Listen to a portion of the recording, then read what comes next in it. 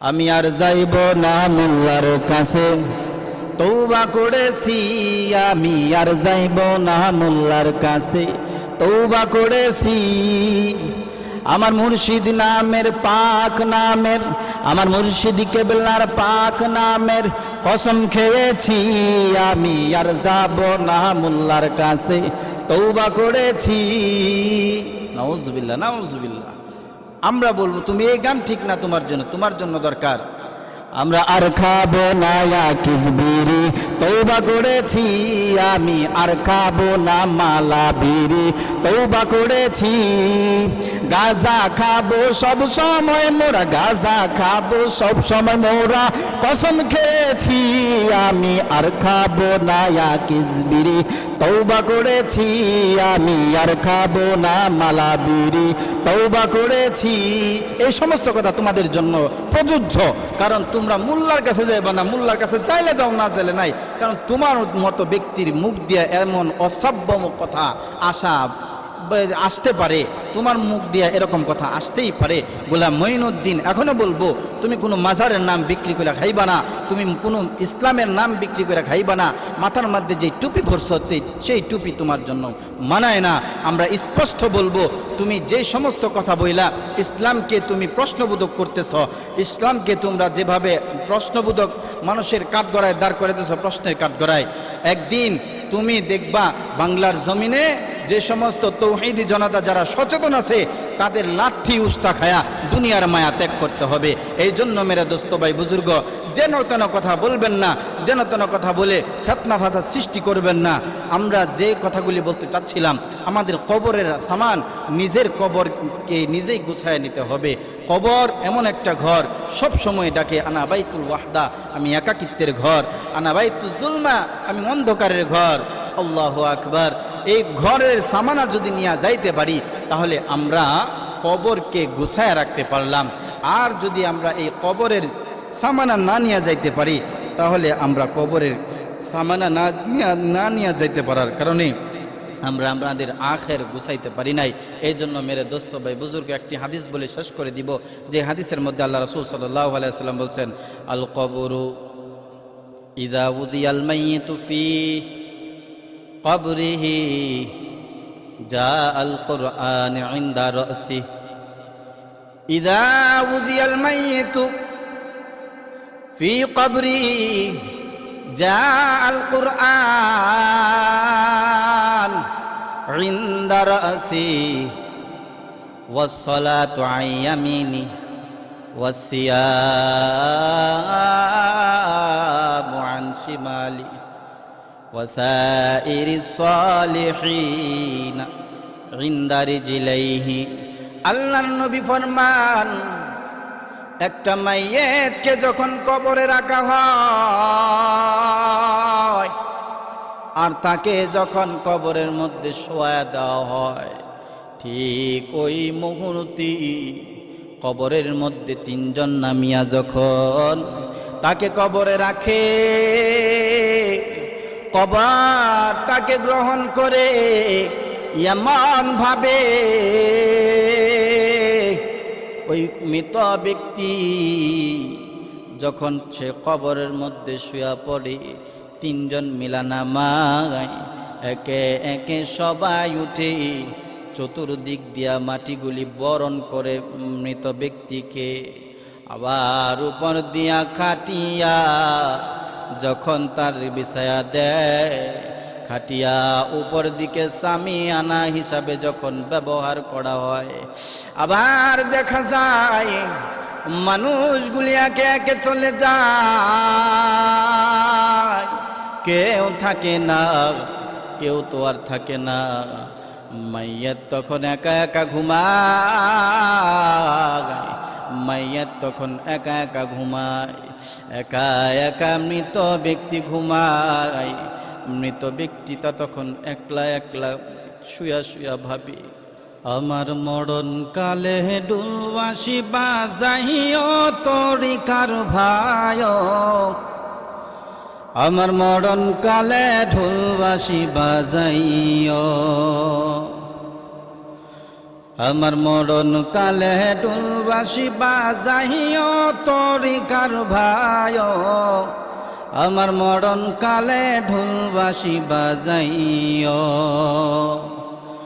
কলে মাকালাম বাই কোনো কিছুর দরকার নাই, কলে মাকালাম বাই কোনো কিছুর দরকার নাই, আমার গৌসগণের গুণ গীতি গাইয়া তরিকার ভাই, আমার মরণ কালে ঢোলবাসি বাজাইও। কন্যা নাউজুবিল্লাহ। এরে দুনিয়ার মুসলমানের দল, আল্লাহর নবী বিশ্ব নবী রাহমাতুল লিল আলামিন তিনি ফরমান, মান আখিরা কালামি ইনদাল মাউতি লা ইলাহা ফাদাখালাল জান্নাহ। আমার নবী ফরমান রে, যার অন্তিম কালে বাক্য হবে নাই কোনো মাবুদ আল্লাহ ছাড়া, আল্লাহর তৈরি জান্নাতে সেই ব্যক্তি পৌঁছা যাবে। বলেন না সুবহানাল্লাহ। এরে দুনিয়ার মুসলমানের দল, লক্ষ্য করে দেখেন আল্লাহর নবী বিশ্ব নবী রাহমাতুল লিল আলামিনের দরবারে হাজিরা দেন হাজার হাজার সাহাবী। তাদের অন্তিম কালে যারা আছেন, তাদের অন্তিম কালে সবাই একটা কথাই জানতে চাই, ইয়া রাসূলুল্লাহ, ইয়া হাবিবাল্লাহ, সুন্দর মৃত্যু কাকে বলে, কিভাবে সুন্দর মৃত্যু হবে? আল্লাহর নবী ফরমান রে, যার মৃত্যুকালে হবে কালিমা নসিব হবে, যার মৃত্যুকালে তার ঠিকানা আমার আল্লাহর তৈরি জান্নাতের মধ্যে হবে। হাজার হাজার সাহাবীদের মধ্যে দেখা যায় মহিলাদের মধ্যে যিনি সর্বপ্রথম ইসলাম গ্রহণ করছেন, ওই মহিলা একবার কান্দা কান্দা কয়, ইয়া রাসূলুল্লাহ, ইয়া হাবিবাল্লাহ। কান্নার কারণ কি জানেননি? এক নাম্বার কারণ আমার জন্য কান্দি, আরেক নাম্বার কারণ আপনার জন্য কান্দি। কান্নেওয়ালা মহিলা, তার নাম হইল খাদিজাতুল কুবরা। আল্লাহর নবীর জীবদ্দশার মধ্যে, আল্লাহর নবীর হায়াতে জিন্দেগির মধ্যে যেই মহিলা বটবৃক্ষের ন্যায় আল্লাহর নবীর পাশাপাশি ছিল, কাছাকাছি ছিল, সর্বদাই আল্লাহর রাসূলের সহচর হিসাবে থাকতেন যেই মহিলা, সেই মহিলার নামটা খাদিজাতুল কুবরা রাদিয়াল্লাহু তাআলা আনহা। আম্মা জান খাদিজা কান্নায় বিচলিত হয়ে যায়, কান্না করতে করতে দেখা যায় ছোট্ট একটা মেয়ে মায়ের কাছে আয়েশা বলে, এরে আমার আম্মা জান, আপনার কান্নার কারণটা কি আপনি একটু আমাকে বলেন না?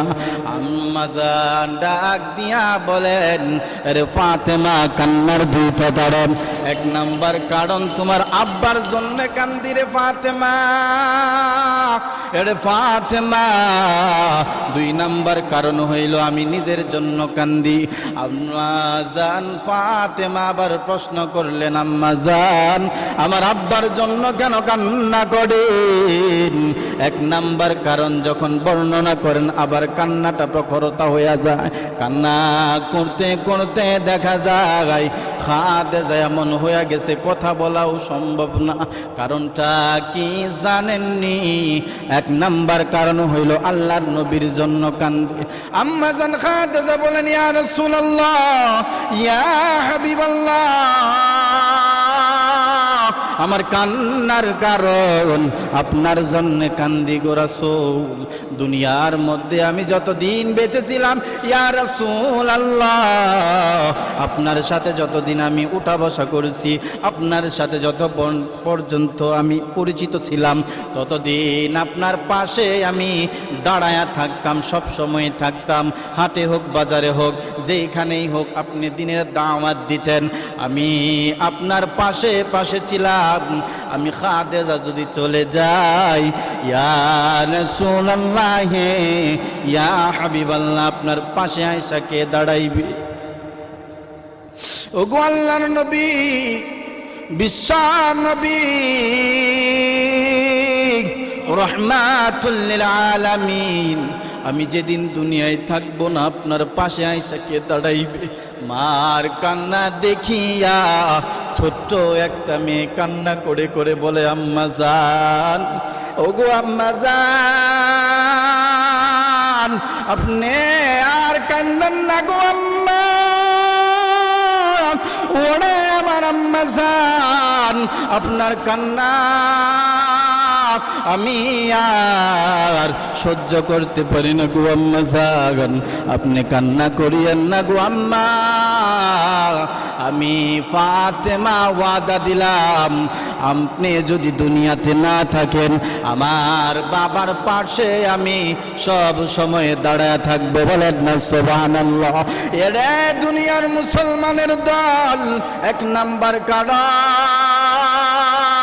ফাতেমাকে বললেন, দুই নাম্বার কারণ আম্মাজান খাদিজা নিজের জন্যই কান্দেন, দুই নাম্বার কান্নার কারণ বলতে গিয়া বলেন, ওরে ফাতেমা, দুই নাম্বার কারণ আমি আমার জন্য কান্দি, আল্লাহর নবী বিশ্ব নবী রাহমাতুল লিল আলামিন সাহাবায়ে কেরামের সামনে দুইটা হাতকে এভাবে একত্রিত কইরা একটা হাতের আঙ্গুলে অন্য একটা হাতের আঙ্গুলের ভিতরে ঢুকায়া বলছে, কবর এমন একটা ঘর, হয়তো আল কবরু রাউজাতুম মিন রিয়াজিল জান্নাহ আও হুফরাতুম মিন হুফারিন নার। এরে দুনিয়ার মুসলমানের দল, কবর হয়তো জান্নাতের টুকরা, নয়তো কবর একটা জাহান্নামের গর্ত হইয়া যাবে। এই বলে আম্মাজান কান্দেন, খাদিজা কান্দেন, বলতেছেন আমি আমার কবরের জন্য কান্দি। কান্নার এক নাম্বার কারণ হইল আমি কবরের জন্য, কবরের কোনো সামান নাই। মৃত্যুকালে আম্মাজান খাদিজা কান্দেন। আর দুনিয়ার মধ্যে দেখা যায় এমন এমন ভণ্ড বাহিরে হয়েছে রে, যে ভণ্ডেরা বলে রে কালেমা নসিব দরকার নাই, কালেমা দরকার নাই। তার মৃত্যুর সময় সে ঢোল বাঁশি বাজাইতে চায়, কন্যা নাউজুবিল্লাহ। এরে দুনিয়ার মুসলমানের দল, লক্ষ্য করে দেখেন আশারে মুবাশারা, যাকে আল্লাহর নবী গো জান্নাতের সার্টিফিকেট দিছেন, স্বয়ং আল্লাহ যাকে সালাম দিছেন, ওই মহিলা কান্না করেন তার মৌতের সময়, মৃত্যুর সময় কান্না করেন, বলে কবরের কোনো সামান নাই। আর আমাদের সমাজে কিছু কিছু কুলাঙ্গার আছে যারা বলে কালেমা দরকার নাই মৃত্যুর সময়, মৃত্যুর সময় বলে কালেমা দরকার নাই। সে বলে ঢোলবাসি বাজায়া তাকে কবরস্থ করার জন্য, নাউজুবিল্লাহ। আরও একজন পীর সাহেবের নাম খোলায়, আমরা তো বলবো তারা ভণ্ড, তারা ভণ্ড, তারা ভণ্ড, স্পষ্ট তারা ভণ্ড। ভণ্ড ছাড়া এমন কথা কেউ বলতে পারে না। এই বাংলাদেশের মধ্যে 92% মুসলমানের জমানায়, এই 92% মুসলমানের জমিনে কেউ যদি বলে কালিমা নসিব কালিমা দরকার নাই, কালিমা দরকার নাই মৃত্যুর সময়, আমরা বলবো স্পষ্ট তারা ভণ্ড। এই ভণ্ড ছাড়া তারা অন্য কোনো জাতি প্রজাতি হতে পারে না। এই জন্য মেরে দোস্ত ভাই বুজুর্গ যে কথাটা বলতে চাচ্ছিলাম, যে আমাদের কালেমা দরকার আছে। আমাদের মৃত্যুর সময় সবাই দোয়া করব যাতে করে আমাদের মৃত্যুর সময় কালেমা নসিব হয়। যেই পাগলে বলছে সেই পাগলের কথা আমরা ভ্রুক্ষেপ করব না, সেই পাগলের কথা আমরা ভ্রুক্ষেপ করব না, আমরা এইগুলি দেখব না। আমরা প্রতিনিয়ত দোয়া করব, আল্লাহ তুমি আমাদের মৃত্যুর সময় কালিমা নসিব করিও। এই জন্য মেরে দোস্ত ভাই বুজুর্গ যে কথাটা বলতে চাচ্ছিলাম, যে ব্যক্তি বলছে কালিমা দরকার নাই, কালিমা তার দরকার নাই, কিন্তু উম্মতে মুহাম্মদী সবারই দরকার আছে। আল্লাহ রসুল সাল্লাল্লাহু আলাইহি ওয়াসাল্লামের হাদিস দেখলে পাওয়া যায়, উসমান ইবনে আফফান থেকে একটি হাদিস বর্ণনা আসছে যে উসমান ইবনে আফফান বলেন, মান মাতা ওয়া হুয়া ইয়ালামু আল্লা ইলাহা ইল্লাল্লাহ ফাদাখালাল জান্নাহ। উসমান রাদিয়াল্লাহু তাআলা আনহু বলেন, যে ব্যক্তি মৃত্যুবরণ করলো আর সে জানলো নাই কোনো মাহবুদ আল্লাহ ছাড়া, সে আল্লাহর তৈরি জান্নাতে প্রবেশ করলো। মেরে দোস্ত ভাই বুজুর্গ, মরণের সময় কালিমা অতীব জরুরি দরকার। কালিমা যদি দরকার না হয়, কালিমা যদি কারো দরকার না লাগে, এটা ব্যক্তিগত কথা হতে পারে, ইসলামে এটার কোনো শরীক কোনো হুকুম শরীক কোনোভাবে এটাকে অ্যাকসেপ্ট করে না।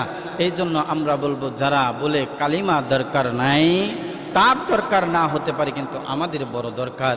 এজন্য আমরা আম্মাজান খাদিজা যে কান্না করতেছেন, আমি যে বললাম উসমান ইবনে আফফান রাদিয়াল্লাহু তাআলা আনহু, তিনি যখন কবরের পাশ দিয়ে যাইতেন, কিভাবে কান্না করতেন, কিভাবে কান্না করতেন, কিভাবে কান্না করতেন, কান্নায় বিজড়িত হয়ে যাইতেন।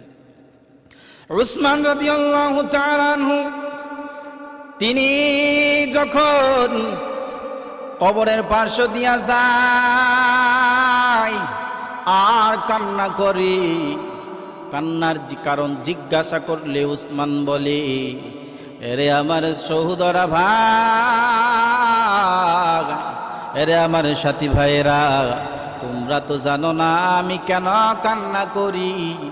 আমার কান্নার একটাই কারণ, আল্লাহর নবী বলছেন যে ব্যক্তি কবরের সামানা নিয়ে না যায় তার কবরটা জাহান্নামের টুকরা, আর যে ব্যক্তি কবরের সামানা নিয়ে যাইবে তার কবরটা হবে জান্নাতের টুকরো। এই জন্য আমি উসমান কান্না করি। কান্নার কারণ আমি কবরের কি সামানা নিতে পারছি আমি তো জানি না। এই জন্য আমি উসমান কান্না করি কবরের চিন্তা করে কান্না করি। আর কিছু পাগল ছাগল আছে, তারা বলে কালেমা দরকার নাই, কালেমা তাদের দরকার পড়ে না। আমরা বলবো হায় রে হায়, কপাল পোড়া কালেমা তোর কপালে নসিব নাই, তোর জন্য তোর কবর জাহান্নামের টুকরা হয়ে যাইবে। আল কবরু রাউযাতুম মিন রিয়াজিল জান্নাহ আও হুফরাতুম মিন হুফারিন নার। আল্লাহর নবী বিশ্ব নবী রহমাতুল লিল আলামিন যে ফরমান যে কবর হয়তো একটা জান্নাতের টুকরা, নয়তো কবর একটা জাহান্নামের গর্ত হয়ে যাইবে। এই জন্য মেরে দোস্ত ভাই বুজুর্গ, লক্ষ্য করলে দেখুন খাদিজা কান্না করেন কবরের জন্য, আর আমরা কবরের চিন্তা করি না। কবর আমাদের কি হবে আমরা কিছুই জানি না, কিছুই বুঝি না। তাই তো আমরা গাফেল রে। কেউ যদি উদাসীন হয়ে যায়, গাফেল হয়ে যায়, কার ক্ষতি হবে? যে ব্যক্তি গাফেল হইল তারই তো ক্ষতি হবে, আর কারো ক্ষতি হবে না, কারো কোন ক্ষতি হবে না। যে ব্যক্তি গাফেল থাকবে তারই তো বড় ধরনের ক্ষতি হয়ে যাইবে। এরে দুনিয়ার মুসলমানের দল, লক্ষ্য করে দেখো যে গোলাম মঈনুদ্দিন সে বলল কবরের মধ্যে, সেই বলল মৃত্যুর সময় কালিমা দরকার নাই। তাকে আমরা স্পষ্ট বলবো ইসলামের নাম বেসিয়া, ইসলামের নামকে তোমরা এমনভাবে অবজ্ঞা, এমনভাবে অবহেলিত করবা না। কারণ ইসলাম নিয়া কেউ খেলা আর তামাশা করবে এই বিরান। হুজুরের পরবর্তী ওয়াজ আসিতেছে আমাদের ইউটিউব চ্যানেলে, তাই সাবস্ক্রাইব করে সাথেই থাকুন।